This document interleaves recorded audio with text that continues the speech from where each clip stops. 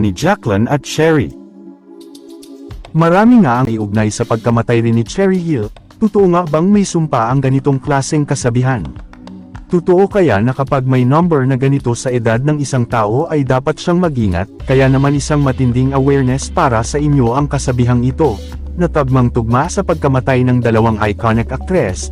Kung matatandaan, binawian ng buhay si Cherry Hill, dahil sa endometrial cancer, sa New York City, noong August 5, 2022, naulilan ni Cherry ang kanyang dalawang anak sa dating asawa na si Ronnie Rogoff, sina Rafael at Bianca, at ang anak niya sa aktor na si Leo Martinez, si Jeremiah David.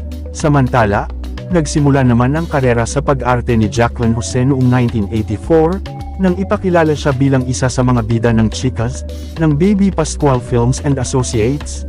Ipinakita niya ang husay bilang aktres kaya paulit-ulit siyang nanalo ng mga acting award sa lahat ng mga award-giving body sa Pilipinas.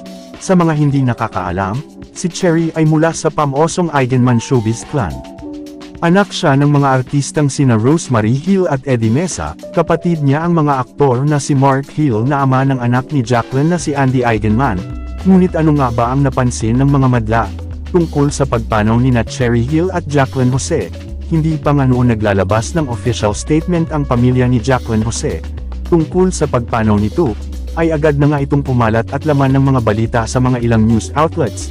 Ang biglaang pagpanaw ng iconic actress. Kasunod ng balita, tiningnan ng mga netizens ang kanyang Instagram account, at muling binisita ang kanyang mga post.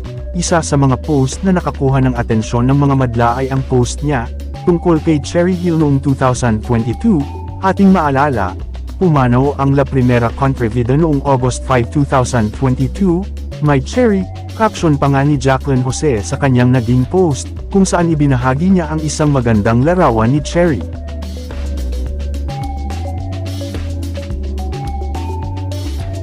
Kung matatandaan, pumanaw si Cherry nung siya ay 59 years old, at ang pumanaw nga rin ngayon na batikang aktres na si Jacqueline ay 59 anyos na rin, magkapareho nga ng edad ang dalawa sa kanilang pagpanaw.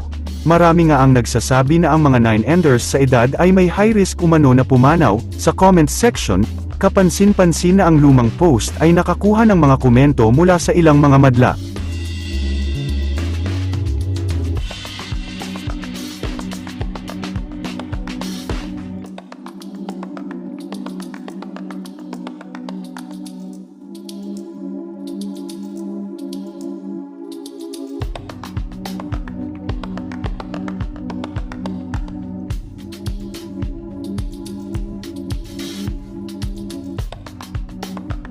Sa ngayon nga ay nakikiusap ang mga naulila ni Jacqueline na ipagdasal ang kaluluwa ng aktres, at bigyan sila ng respeto at privacy upang ipagluksa ang pagpanaw nito.